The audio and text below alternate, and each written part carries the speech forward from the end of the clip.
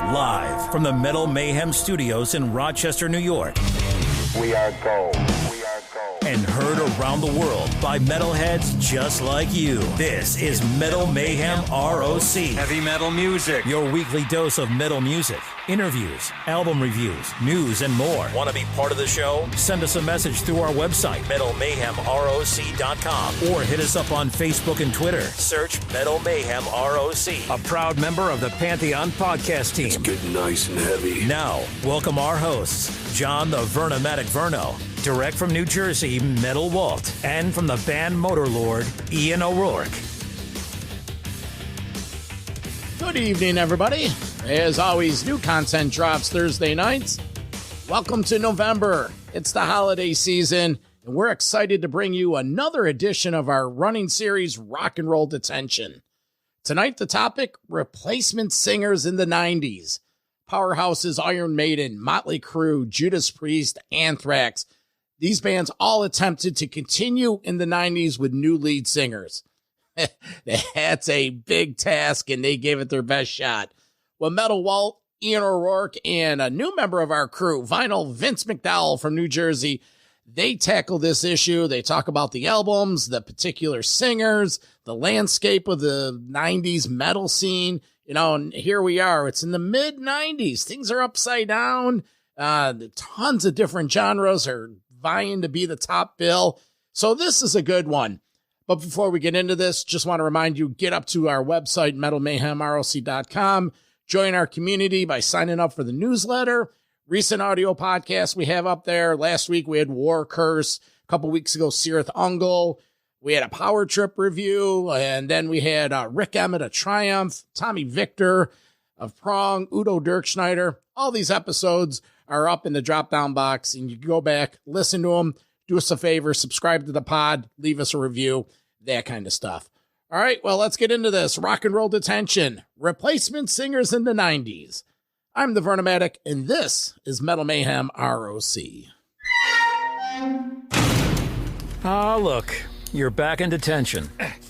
Got it. But this time, you won't be throwing pencils up into the ceiling tiles the entire time. Don't mess with the bull, young man. You'll get the horn. Your proctors expect you to be on your worst behavior as they give you remedial instruction in the history of hard rock and metal. You going to school? Hey, settle down. Here's Metal Walt and Ian O'Rourke with your Rock and Roll Detention.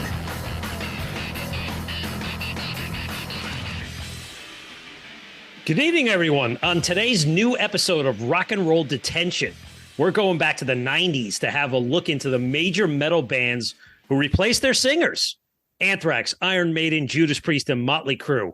There are others, but these are the big four.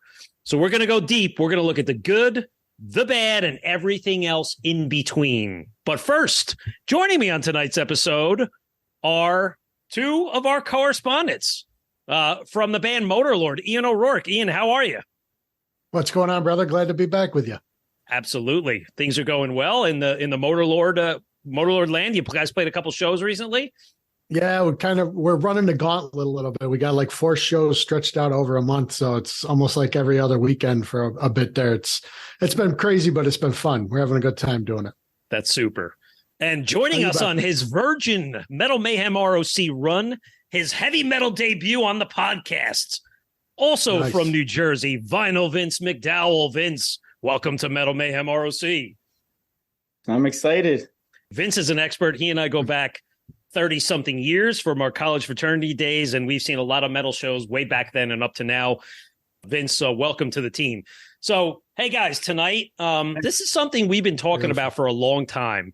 And, there was a period of time in the 90s, and we've covered this in our History of Heavy Metal series on a lot of the individual years, that this was a changing time for metal music. And I think you look back in time and you say, man, there are 4 major bands that we all love, we still love to this day, that they made bold moves. This wasn't, replacing a drummer or bass player. This was going front and center to the singer. But Ian, just like what was going on in the 90s around that time with the scene?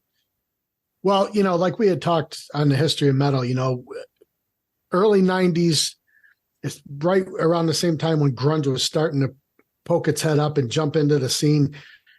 You saw the shift, that post Guns N' Roses, post and Justice for All, everything started getting darker and heavier.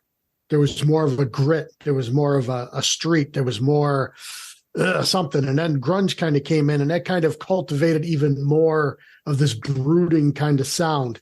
So as you started ushering in bands like Pantera, and you had, Skid Row, Jersey alum, that you were aware of, some of these other bands that were coming through, you could see how things were shifting, and the temperament changed. Like bands that weren't as heavy started getting heavier, and bands that were like thrashy and fast all of a sudden started adopting some of that groove laden, slower, brooding metal. Was it, to coin the term groove metal, as some people have, it kind of did fit the mark, so I think that, when we go into at least one or two of these bands that we're going to discuss, you can definitely see how that came to be. Yeah. And listen, we lived through this period of time, right? We're all kids of the 80s listening to the hair bands. Vince, you and I were in college together, and we lived this. We saw a lot of shows together in both the old and the newer bands. But, what was your impression of this period? The industry was changing, the grunge was in, record sales were down. I think a lot of the byproduct of maybe these band member changes was also a result of that too, right? Yeah. At that point, a lot of these bands have been together for 10, 15 years. So they're starting to feel themselves a little bit. I think they've had success. They've been on the road a long time. When you spend that much time with the same amount of people in a band together for that long, you tend to wear each other out. So it seems to be like around the same time, a lot of these bands, like you alluded to, just started to make a lot of drastic changes to personnel and sound. Yeah, I think I think maybe first up in the sequence of these bands was Anthrax. They made the change first, right? In I think it was the early 90s. And it was funny, from what I recall, they had maybe come off Persistence of Time, and they signed a big record deal with Elektra. And it seemed like right after they signed that big deal with Elektra, they fired Joey Belladonna. And it's no secret, this was in the making for a while, right? This was not something that maybe had a direct impact of anything that he maybe did, but I think they were looking to change their sound. So, what a kick in the nuts to that guy, right? Like you said, Vince, he started their career, got them off to groundbreaking, success. And then as they're good and maybe leveling off due to the industry, they throw them to the street, but they bring in Johnny Bush of Armored Saint, of course. And, listen, I know Anthrax and the guys, they go on record saying they were following John Bush for years, trying to recruit him. And it was just a matter of, could they actually pry him away? Ian, what's your take on this? Because I think of the four bands we're talking about, this was the one that had the biggest impact on the sound of the band. That really changed from what they were to what they would become. Oh, huge. Yeah. And it's funny because, you go back and you listen to some of the, John Bush has always been a man that was a wanted man, because Metallica early on had considered, trying to recoup him, but he was happy in Armored Saint, didn't want to leave his boys, which, kudos to him for not doing it, because Armored Saint put out great material. But I know that you and I had discussed this before. The Bush era Anthrax, for me personally, is some of my favorite music.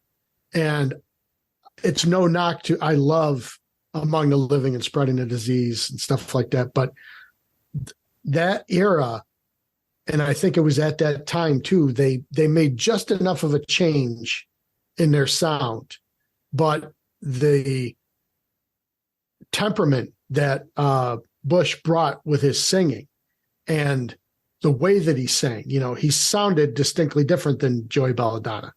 Joey Belladonna had that higher pitched voice. Bush always had that mid-tone, kind of gravelly, almost like he smoked cigarettes, but I don't think he ever smoked. And then he could belt out these notes, that would just be like, wow, he just peeled the paint off the wall. And the writing, the other thing that was, I think that was a casualty to the whole, probably from the dismay of everything that had transpired, was after they do Sound of White Noise is Danny Spitz, leaving the band,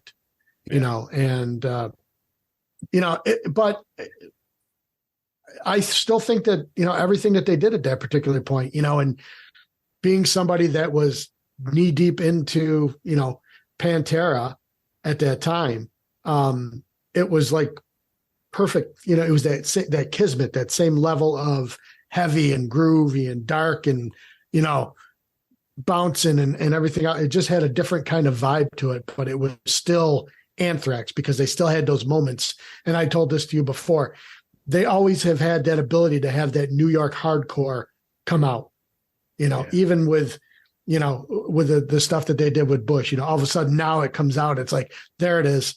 There's the Agnostic Front. There's the Madball. There's all that good stuff. So I think the sound of the band really changed. I almost look at it when I look back at the John Bush era. I almost think of it as two different bands. I mean, you mentioned, Ian, it was like a subtle change. I think it was a drastic change. I mean, Vince, I know you love some of these CDs. Like, talk about some of the songs or the albums. Like, what was your impressions of, when they came out with the Sound of White Noise? Like when you heard Only for the first time or Potter's Field.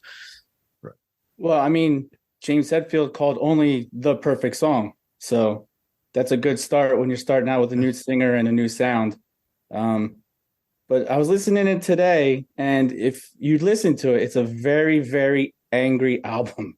It's a lot of self-loathing, a lot of mistrust, a lot of contempt for people. It's one of the lyrics is, "I never gave a damn.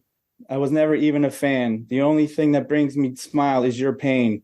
If I ever had the chance, I'd kick out your chair just to watch you dance." I mean, that's one of the happier lyrics. It's just a very angry album with a lot of mistrust, like Invisible with Fake Friends. And it was a great album, but when you really get into the lyrics, it's super dark. Listen, they went commercial though as well. I mean, Only was the single, but Room for One More, I mean, that had legs. It was on FM radio at the time all the time. I mean, that was like your short 3.5 to 4 minute, had melody on there. High Pro Glow. I mean, Black Lodge. That was like almost like a dark kind of mysterious song, So there was a lot of stuff out there. To Twin Peaks, wasn't it? Yeah. What's that? It was an homage to Twin Peaks. Yes. Big fan of Twin Peaks. So Yep. But then let's say you go into Stomp 442, right? I mean, that came out a couple years later. I mean, that one, again, what did they come out with? Another radio song, Fueled. So it was weird how Anthrax, they were on the MTV in the late 90s with Antisocial and a few of the other songs, right? And they were getting more of that mainstream play. But now they're back with another singer and a whole different sound back on FM radio and MTV yet again, right? So, Ian, did you have any chance? Did you see them live with Johnny Bush? No. And, I kicked myself in the ass for it because I missed them when they came through. They played, I believe it was Utica at the Odd, right around the same time that the whole debacle with Pantera and Manson on the one tour where they just completely destroyed the seats in the auditorium. And they said, yep, that's it. We're not having any more heavy bands here. And it was a while before they allowed anybody big to come through. But Stomp 442, man, you had Pantera on this side, Metallica, Black Album on this side. They all found that ground down the middle where they were able to kind of fit that bill. Anthrax did it. Megadeth did it. Slayer tried to do it, not as well. So out of the big four bands, they all were making an attempt to be a little bit more acceptable, approachable, digestible. I don't even know what word to put on it, but the stuff that they were coming out with, I appreciated it because when you were driving in your car and you got sick of hearing Kurt Cobain crying about something, next thing you know, Anthrax comes on, you're like, okay, now I'm happy again. But what it did to a lot of these changes to the bands, it gave them something to talk about, something to advertise, right? It was something they could call out to say, we got new blood in the band, rebirth of the band, whether it was true or not. But it gave them something to go out there and call out, right? And then everybody was intrigued and wanted to see them live. I mean, I recall going out, and the first time they played New York, it was I think May of 1993, they played a place called the Grand in the city, and Gene Simmons showed up, and they played She with Gene Simmons, and Gene just walked out on stage in street clothes and grabbed the mic, and Scott Ian is like half his size, run underneath him. But listen, they got on some big tours. I mean, they toured with Fight in the middle years. They played over and over and over in all the cities. I saw them later on with Monster Magnet. So they were around, and you felt their presence all the time. Sure. I don't know, like one of my favorite metal albums of all time is I Love Volume 8. I think that album is just top to bottom. It's got it all. It's heavy. It's got a groove to it. It's got melody to it. It's really, really good seeing that one. So, thrashy, that album dark, is a little all over the place, though. Yeah. I mean, I listened to it today. I really enjoyed it. It's another one of those where the more I listen to it now, the more I enjoy it. And man, that album is all over the place. But a song like Catharsis, right? Catharsis and Crush, like Catharsis is amazing. I mean, that's just a heavy song. You can't take a song like Catharsis and put that back in the Joey Belladonna catalog. It doesn't fit. Bottom line, it doesn't fit. Kind of went MOD and SOD too with the 604 and the Cup of Joe. Yes, I was going to say, and that's where the hardcore comes back into play a little bit. But the one thing you could tell that there was that relationship with the band Helmet at the time back then. With Frankie going off and playing bass with them for a minute, you could see where a band like that, because they were that alternative metal kind of side. Not really grunge, a little more Prong or Tool, dark and kind of moody. You can see where that may have rubbed off a little bit on these guys too, spending time with them. And of course they were friends with the guys in Biohazard and, so the entire collection, those 4 albums with John Bush, I hold them in a high regard. Absolutely. There's the Pantera connection too there, right? Because wasn't Dime on all 4 of those albums? He soloed on all those albums. So they were I know specifically on the 2. And then because Cadillac Rock Box and Strap It On from We've Come For You All. He soloed on, and then obviously, King Size from Stomp 442. Yeah, I think you're right. I think we could all agree.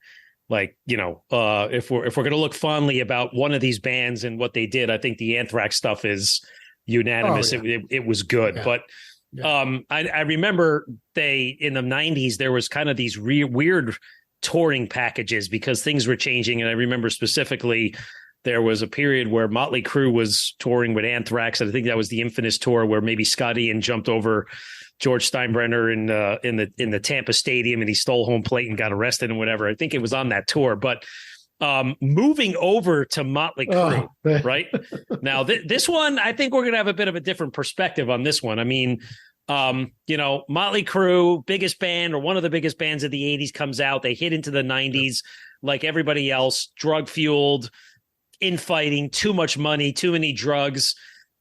Vince Neil quits, or maybe they say he was fired. It doesn't matter. He's out of the band. And, there's nothing left of Motley Crue in 1992, 93 or so. So they go out and they recruit John Corabi. So who's John Corabi? I mean, who the hell is he? Let's be honest. Who's the band The Scream he came from? Like, do either of you guys know how they got him and why he was picked to go into Motley Crue? Well, story goes, so Bruce Bolet, who was the second guitarist in Racer X with Paul Gilbert, he was the guitar player that started the Scream. It was he, and John Corabi was the singer. And these guys, Tommy and Nicky, had seen Corabi with the Scream on the Strip. They had heard the song played on, I don't know if it was KNAC or one of the LA stations, one of the singles that they had released. And they thought, man, this guy's got a great voice. And they heard who the band was. So they went and they checked them out. Well, just happened to be that, at that time, this is a really unknown band. It's that tumultuous time, early 90s. long-haired heavy metal guys are kind of passé because the grunge stuff is coming in. So they took a shot. They asked him if he wanted to join up with the band. I will say it's probably one of the best decisions that they ever could have made in their lives. Why so? Personally. I don't remember anything about that Motley Crue album other than John Corabi eventually went on and played with Rat. And he's kind of just one of these C-level guys that, he played with Bruce Kulick eventually, Union and whatever's. But like, what? Like, Vince, do you know this album? Like, was it good to you? I definitely liked it. It was a change of sound, like we've alluded to a couple of times with all these bands. To me, it sounds thicker. Tommy Lee and Nicky were just super tight on this album, in my opinion. The drums and the bass kind of really stand out to me, and Mick just lays in just these really fat groove guitar licks, and Corabi's voice really fits the songs. I mean, there's a couple of really good songs on there, man. Like Hooligans Holiday obviously was a single. I really dig Misunderstood. I think in a different time, that probably would have been a very big hit for this band. Smoke the Sky kind of gives me a Kickstart My Heart vibe. I mean, it's a little long. It probably could have lost some songs, but overall, it's if this came out with a different band name on it, I think we'd be holding it in higher regard. Right. And Lance, to your credit, Glenn Hughes singing backup on the song Misunderstood, being a close friend of John Corabi's from the scene. Okay. So he knew the guys. He knew John. He knew Nicky. He knew all those guys came in and sang backup. I will tell you, and I said this on the History of Metal, during this time period, because it was such a crazy time musically. You're talking, this is 1994. So there's a lot of stuff that really kind of hadn't coalesced yet. You had a couple things that were going on and a couple things that really weren't going on. This album is so dark and brooding, and that perfect time snippet for that period, just like the Anthrax, just like the stuff that was going on with Pantera, just like just all those bands. It was so heavy, and Corabi, lending, playing rhythm guitar and writing songs with Mick Mars. I mean, songs like Uncle Jack and, Vince said it, Smoke the Sky, Hammered, oh my God, is such a freaking slow grooving, heavy riff. And then just to keep all of the old hair metalers happy, they have a song on there called Poison Apples. And it sounds just like something off Dr. Feelgood. It's great. Yeah, Vince could definitely have sang that if they decided to put it into the set list. Well, maybe not anymore, but he could have sang the song back in the day. It sounds like old Motley Crue. Yeah, but so it sounds like you guys enjoyed it, and but it changed the sound of the band. But ultimately, it didn't succeed. Anthrax succeeded commercially. Their career grew little by little. They got back up at the top again. Whereas Motley Crue, it didn't do anything commercially. But again, that was a sign of the times. And with those hair bands, you take out the main singer. That's hard to sell an album, and then you change your sound, right? It was all about this. I mean, there was there's lots of funny stories to say they would be touring and they'd almost be giving tickets away at their local radio station just to try to get 4,000 or 5,000 people in an amphitheater. But I mean, what ultimately happened? Because they only did one album. Like, what happened? Why, if it was so good, why didn't it continue? Well, and that's why I alluded when I did this with the scratch. I mean, there was talk at the time of, because right around the same time after they got done touring with this album was when Nicky got the rights back to Motley's music. So they held their catalog in their own hands. So any money that was made was Motley money. So they started, then the bubbles start percolating, and it's like, okay, maybe we should try to get this thing going again. I think at that point too, it'd been a little bit of time, water under the bridge. These guys spent so much time together, messed up, that when they finally had a chance, okay, let's see if we can maybe kick this thing off again.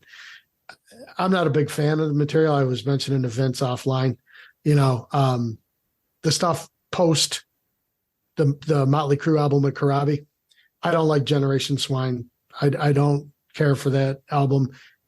Saints of Los Angeles and stuff. Yeah, it was all right. I did see them on that tour, pre Saints of Los Angeles when they came around. That was pretty cool. Louder than hell. I could hear, we were up in the balcony at the in Syracuse, and Mick Mars's guitar from the stage was so loud I could feel it hitting me in the face.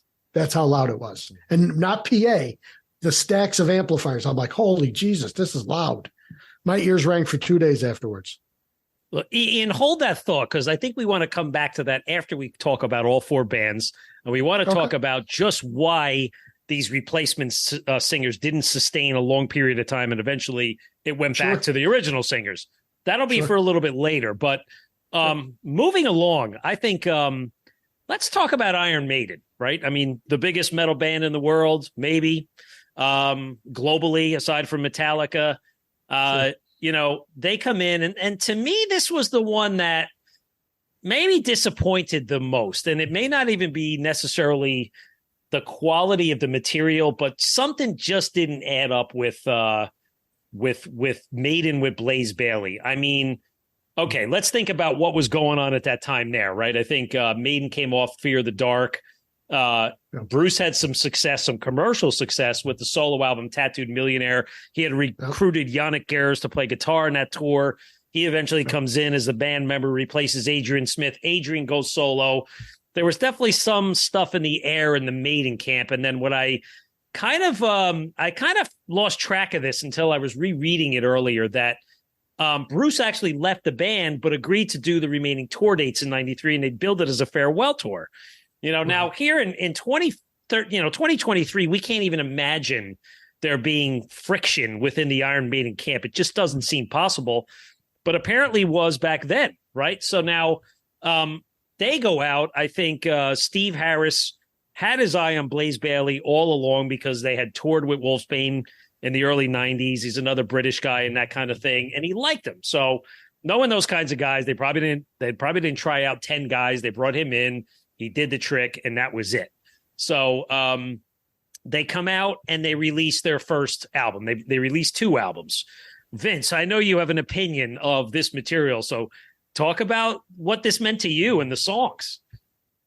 Let me sum it up, the two albums, in one little tidbit here. The song The Angel and the Gambler, there's a refrain.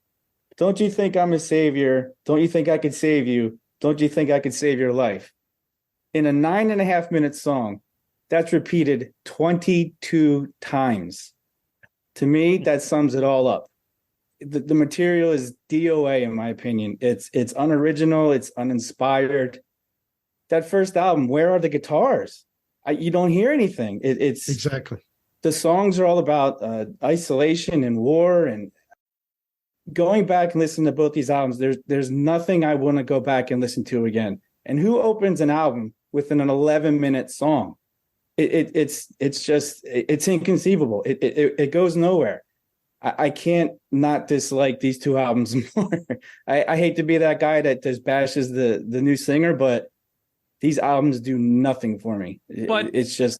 And I agree with you, Vince. But I disagree with you, and I agree with you because the one thing I don't like about the X Factor is it started them off on these epically long 7, 8, 9, 10, 11-minute songs. They haven't gotten away from it. That they haven't. And let's be honest, guys. I mean, as much as their latest material is good, it also, how many of these songs do we really need that go on and on and on with the Celtic mid-pace thing?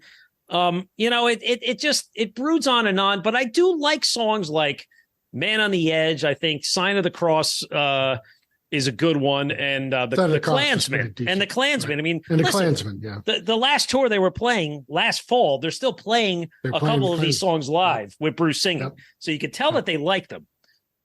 I give them credit for that. At least they acknowledge that period in their past, as opposed to some of these other bands. But I'm sorry, those songs drag. I'd rather listen to the 4 other Iron Maiden songs they could fit in the time frame that those 2 songs take. They don't do anything for me. I mean, yelling freedom over and over again. Yeah. Ian, what's your take on Blaze Bayley, though? Forget the songs. I think we agree there on the songs. But what about Blaze Bayley singing? And I think at first it kind of took everybody aback because unlike one of the other bands we're going to talk about, they didn't get somebody that had that kind of approach or a similar approach to their singing or ability in their singing like Bruce. He sounded distinctly different.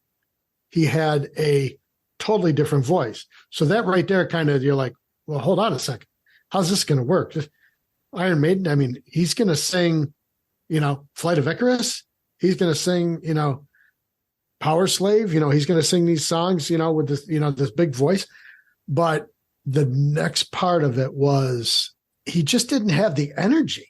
There was an energy that Bruce conveyed, even on record. I mean, we were used to seeing him running around on stage and, being able to be, acrobatic and insane. But it was very lackluster. Not that he sang bad. It was just very lackluster. And to, like Vince said, he writing the lyrics with Steve Harris? Did they have maybe there was a lack of inspiration for what they wanted to try to do? Because some of the lyrics just kind of fell flat. There was nobody there to rein in Steve Harris either. I mean, it was obviously these two albums are missing Adrian and Bruce in the worst way.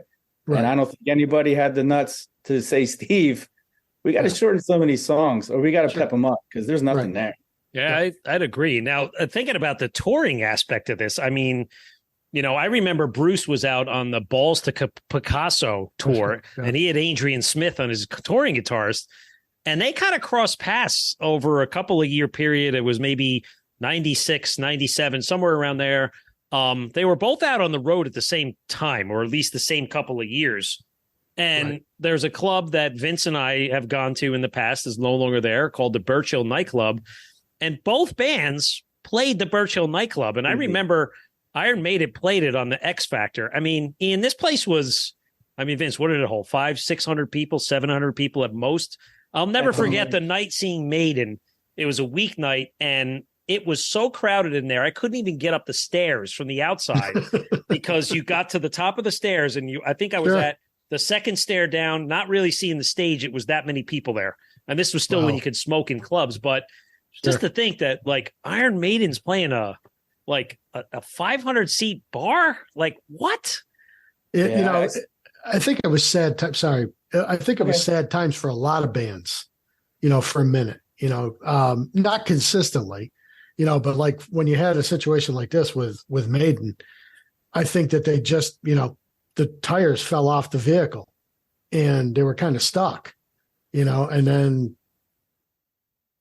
you got to make money somehow. You decided to put it out on the road. You better pay for it. So, I mean, even that second tour, they only did 18 dates in the U.S. So that kind of tells you it wasn't going anywhere. Sure. So, wow. Was that so, Vince? I mean, I know I saw the show at the Roseland with Dio opened, and that was a whole nother thing. I mean, Dio fell prey to the same period of time where he's opening for Iron Maiden at Roseland, and it's not selling tickets anywhere. 18 shows in the States. What does that tell you? 18 shows was the whole U.S. tour. And I don't even think the whole tour itself lasted longer than 6 months. Sure. That the virtual X1, whatever you want to call it. The one with Future Real on it. So right. Well, guys, I think we agree that, again, maybe there's some good songs that came out of this, but overall, it wasn't what we'll remember Iron Maiden for. So, hey, guys, we're going to take a short break, and when we come back, we're going to get into maybe the feel-good story of the replacement singers, and then we're going to also talk about ultimately what turned around that they went back to their original singers. So stay tuned. We'll be back with you in a minute. I'm Metalhead. Metal Mayhem ROC is the home for metal from the very beginnings. This is James the Bear from Hellstar. You're listening to Vernomatic. Dave Overkill from the Cleveland band Destructor. Hey, Dave, how are you? I'm doing great. To longtime headliners. Hey, this is Red Beach from Whitesnake. Hey, this is Vinny Appice from Dio, Black Sabbath, and Last in Line. To music of today. Hi, this is Olaf Wickstrand from Enforcer. Hi, this is Braun from Mastodon. You're listening to Metal Mayhem ROC. With John the Vernomatic Verno. Plus, we talk with producers and authors to give you behind-the-scenes info. Hi, this is William Merwin, author of The Meaning of Metallica, Ride the Lyrics. Greg Renoff, the author of the book Van Halen Rising and the Ted Templeman book, A Platinum Producer's Life in Music. Pleasure. Thanks for having me on. Metal Mayhem ROC, a proud member of the Pantheon podcast team, giving you more to listen for. Join our community, and always remember to keep it heavy. I'm here with my co-hosts, Ian O'Rourke and Vince McDowell. We're talking about the replacement singers of our major metal bands of the 90s. So, guys, there's only one band left to talk about, and it's the big one here, Judas Priest, right? I think this is the one that maybe had the biggest success overall. It had the biggest hype. I think it came with a great story, and ultimately these guys made a nice career with Tim Ripper Owen. So, Ian, what was going on in the Priest camp that, let's say, Rob Halford decided on his own to exit? Because this was a different situation. This was not, tensions in the band and things of that nature. Yeah. What was going on with Rob at this headspace at this time?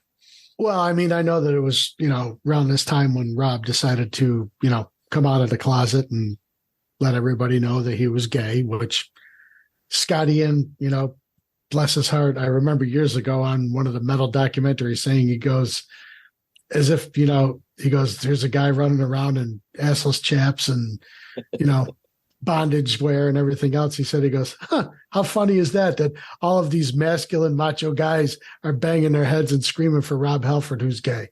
But, to his credit, Rob, I think wanted to try something else. He wanted to take some time away. He wanted to be Rob rather than being the lead singer of Judas Priest. And, he fortunately was able to turn around faster to do something on his own than Priest did, because it was good, 4 years before you really heard anything, 3-4 years. And then they finally, put out new material with Tim the Ripper Owens. And, we've had discussions about this. Do I think that body of work is terrible? No. Is it my favorite Priest? No. But I think that there's still some good material that did come out of those albums with Ripper. And you're right. I mean, think about, you're talking one of the biggest heavy metal bands ever. I mean, guys that changed the face of metal. Another one of those bands that comes after, the Sabbaths and stuff that cultivated and shaped what heavy metal was to become, existing during this time period and doing it fairly well. The material that they put out, they were still hanging in there tight, and there was nobody kicking them off stage for sure. Now, before we get into the material itself, a couple more points on Judas Priest. I mean, again, they came back with a rebound album on Painkiller. I mean, it's no secret Turbo and Ram It Down were, probably not their best commercial successful albums. Their reputation was kind of in the clunker at that point, but they turned it back around. They had that big US tour with Megadeth and Testament and Alice Cooper in the summer, Operation Rock and Roll. And I think that one threw us for a curveball. Rob shaved his head. He had the tattoo on his head. He looked cool, a cool video for Painkiller. And then, again, Vince said it before. It was like Pantera was the rage, and everybody wanted to be with Pantera. Rob Halford was no exception. The Buffy the Vampire Slayer movie soundtrack, they do Light Comes Out of Black, right? He does it with Diamond Vin, right? That prompts him to say, I want to do something heavier. I want to step away from Priest for a little while and do a solo project. And I think the British guys, KK and Glenn probably said, well, what the fuck? We don't do that stuff here. And off it went. Right. So, it was a weird time. They had also coming off that period of the Reno court case for those kids that had shot themselves and passed away. Rob was angry at this time, right? And like you say, it wasn't just the coming out of the closet. He was angry, and it came out in the music. But, you know, we're not talking about Rob here. We're talking about Ripper. So, Vince, tell the story. Like, how did Ripper get into the band? Long story short, I believe it was a search for singers, and they found him out of a Judas Priest cover band or tribute band, however you want to call it, called British Steel.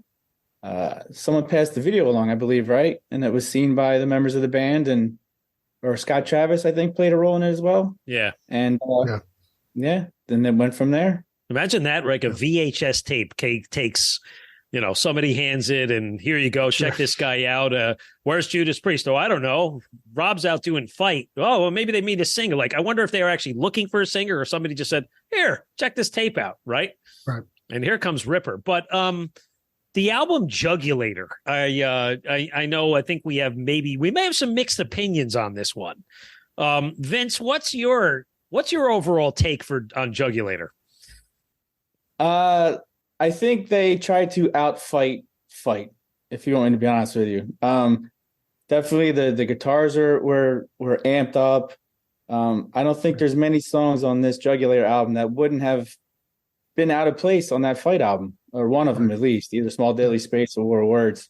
I think they saw what Rob did, and I just think that they took that formula and said, let's put our Judas Priest spin on it, and it went from there. I really think that they just tried to outfight Fight, in my opinion. That's actually a brilliant perspective on that. I think you're completely right, because this was a heavy album. I'm looking at the CD, you know, I mean, you know, being a Priest fan, even this, I was like, holy shit, this is heavy.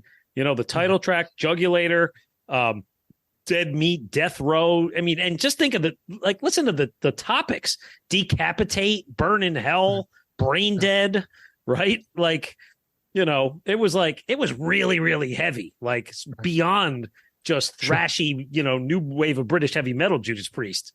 So Ian, what was your take on this album? Well, you know, Vince said it perfectly, you know, but I you know, this goes back to that, you know, the conversation we just had regarding Motley Crue and Anthrax for that time period. You know, you're talking that early to mid 90s shift. You know, you saw Halford do it with his projects, you know, and you were right. You know, I mean, he was angry. He had, you know, there was a lot of stuff going on, but that there was an impact. You know, think about what had occurred. You know, Pantera played with Priest in 90, 91 in Europe, Moscow, right? And then they did they played again with Metallica. You know, so you had all of these big bands, all of this heavy, dark or darker music, plotting, more, you know, methodical, more diabolical. Everything was doing it at the time.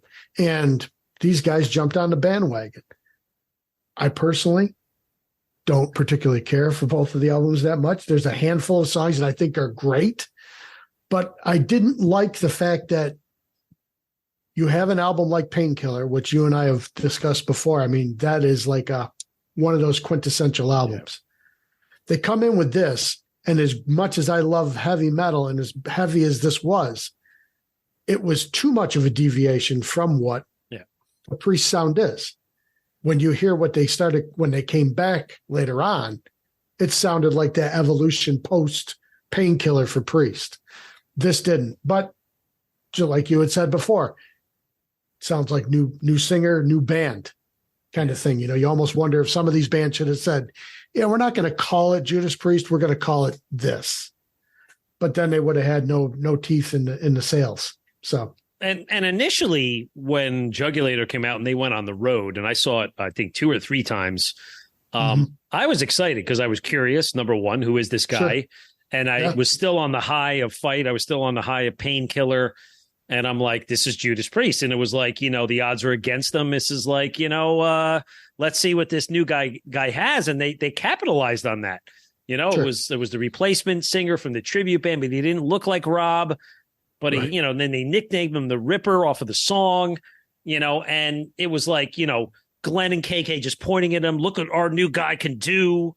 It was like he was in the spotlight. And I think the shows were energetic. Sure. You know, they did. Oh, of course. Classic 2-hour set of all the songs you wanted to hear, plus the new stuff. I mean, I saw them at the Roseland, a few other places, Hammerstein Ballrooms. Now, and compared to the other bands we were talking about, Priest was still playing at least a little bit bigger places, right? They were playing bigger places than Maiden, if you think about that at that time. Now, in this day and age, it's the opposite. You know, Anthrax wasn't playing big places like this, so Priest was still sustaining themselves. Sure. I think the second album fell flat. Demolition, I think, I don't go to Demolition ever. I remember the song One on One, the single that came out. It was just meh at best. You know, tried to be a little poppy, catchy, radio friendly, just fell flat. And now at that point of their career, now they're playing the clubs. I saw them up at the Chance in Poughkeepsie, you know. Oh, really? Small little tiny place, which, by the way, the Chance just played its final show ever this past weekend. Doors are closed. Saw that. Yeah. Well, so I think even KK even admitted to the fact that on Demolition, he half-assed it. He had a feeling that the album was going to go nowhere. And he said that he basically put very little effort into it. That being said, I think Hell Is Home is a banger. That's a good song. That's a great song. But the rest of it, like some of these other albums, they just suffer from being too long. Like there was this point in the night where like every band thought they had to put an hour out length album out.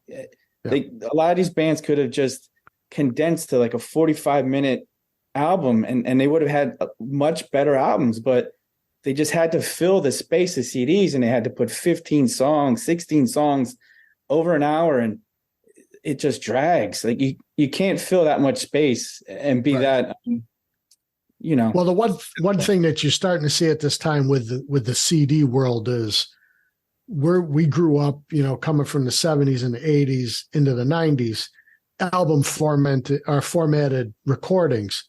8, 9, maybe 10 songs max. Once you started getting into that CD, and those bands were putting albums out a little bit more consistently. Once you got to this point later on, especially in this situation, these guys didn't have the draw. So they had to try to recoup some money and maybe take a year or two to try to recover and then come back out and see if they could do it again.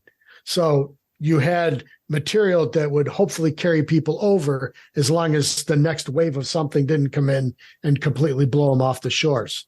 The one thing to, on Demolition, I thought it was a killer starting track with Machine Man. You know, Scott Travis coming in, you know, the freaking double kick, you know, and the riffs. But again, I remember listening to it again, and I'm thinking to myself, I go, it sounds more like death metal than it does Judas Priest because of the way that they're playing the guitars. It doesn't have the same kind of rhythm, you know, and melodic flow, you know, where a Priest, you know, it'd rip your head off, but you could, you know, it's like, you could feel the groove to it and you want to move. So overall, not terrible. Look at what it did for Ripper, though, right? So ultimately, it doesn't last. He goes on to play with Iced Earth, Yngwie Malmsteen, solo projects, you know, on and on and on. Dio Disciples. I mean, the guy's last year he put out an EP called Return to Death Row. He wrote with Jamie Jasta from Hatebreed. It's great. And he wanted to go back to the sound of Jugulator. It's a 5-song EP, and it's right off the same sound, the really heavy tracks. But so that's Judas Priest. But guys, you know, we got to wrap this up here. But what we want to talk about now is what ultimately happens, right? Now, these guys, they get their cup of coffee and maybe dips up and down a little bit. And ultimately, all 4 bands go back to their original singer. So since we're on Priest, you know, Ripper leaves in 2002. I think it was maybe a year or two later. I don't remember the year. All of a sudden, the news comes on that Rob Halford's rejoined Judas Priest, and they're up going on the Ozfest. Listen, I don't know. It's probably no secret. You know, it ran its course, and they knew the only path forward was to get Rob back. Rob had tried Fight. He tried 2. He went and did the Halford band with Resurrection, which did well. But ultimately, he was been in the clubs, or you get back to playing amphitheaters and arenas, and that's what led them back to today. Sure. Maiden probably the same. I mean, I can't remember, guys. When did Bruce rejoin after Blaze left? I think it was the Brave New World album, probably, right? Yeah. Because Wicker Man was the first. First and they had done a tour before that, though. I think they did a tour. Oh, I don't know if it was the Somewhere Back in Time tour, 99. They played clubs, and then it turned into doing the album. Okay, maybe, yeah. It was right around. Go ahead. Sorry. Ed Hunter or something? Yes, Ed Hunter. Yes, the Ed Hunter tour. Correct. That's right. And that was one of the first big appearances, I think, that they did down in South America too, right? Was that on that tour as well? Because I think that was one of the things that helped kickstart them at that point, where you realize that classic Maiden, as we know it, is that big. And it's that renowned worldwide. But yeah, it's, I don't, the whole thing with Maiden seemed like it was destined to happen. When Halford kept going from project to project, it almost seemed like he was on his own path. But then all of a sudden, he's back with the band. No, and the Halford band opened up for Maiden on the Brave New World tour. Because they were the opening slot before Queensryche. Yep.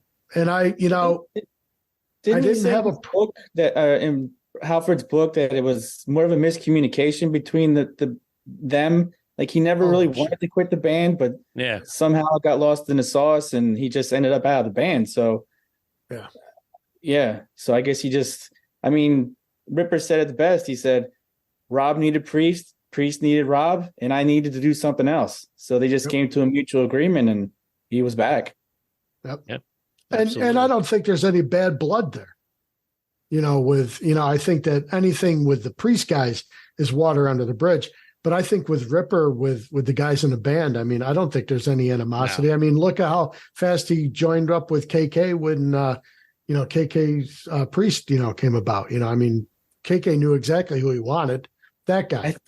I think it's kind of a middle finger to the Priest guys, don't you think? Well, that too, but yeah.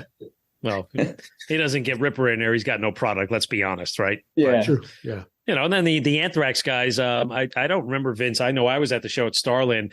I found the Joey Belladonna reunion show. If you remember, what year was it? Early 2000s or so, where it was a one-off. They were like, they're playing the Starland Ballroom with Joey Belladonna, and they're going to play one show and record a live DVD. And I was like, first time I was ever there. Right. And you're right. And I remember being almost offended. I was like, why would they do this to John Bush? Like, the guy put out so much good material, and what makes this appealing? Like, I went and it was good, but I almost felt like angry about it, But there was a period of time when Anthrax couldn't get out of their own way. Between bad labels and there was a couple years span where they had Bush in the band, and Belladonna came back, and then Bush came back, and then they had that weird Dan Nelson period. Yeah. And I think Joey came back again. Yeah. Corey Taylor was rumored to be in there.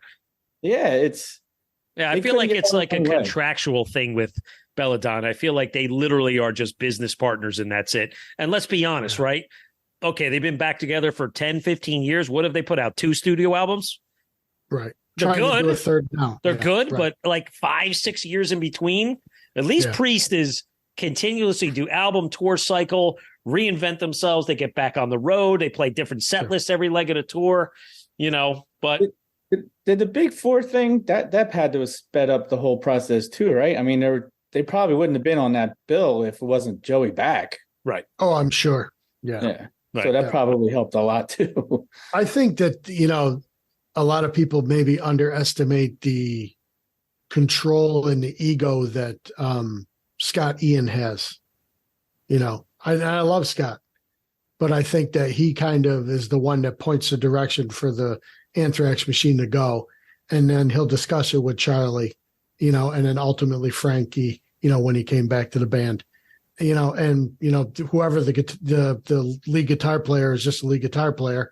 And then we'll have Joey sing it. That's basically what it looked like. Don't get me wrong.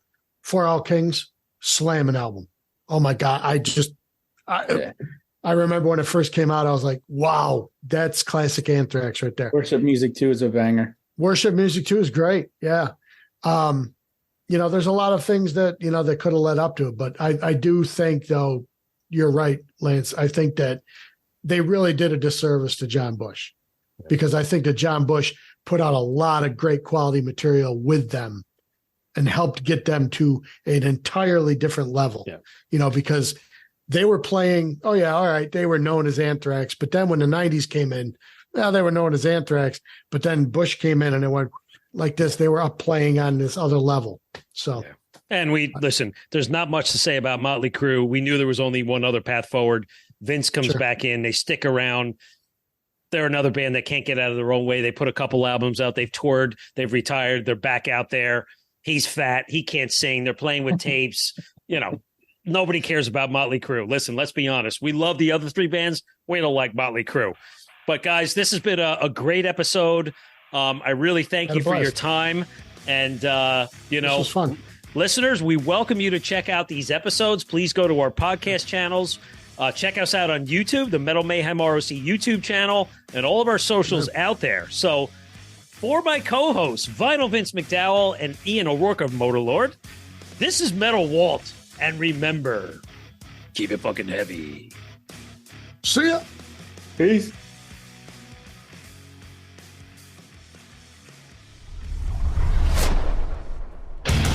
Metal for life. Thank you for listening to Metal Mayhem ROC. Check out our website at metalmayhemroc.com for information on podcasts, archives, links to all our live radio shows, and all sorts of info. Please like, follow, and share with everyone, even your non-metal friends. And always remember to keep it heavy.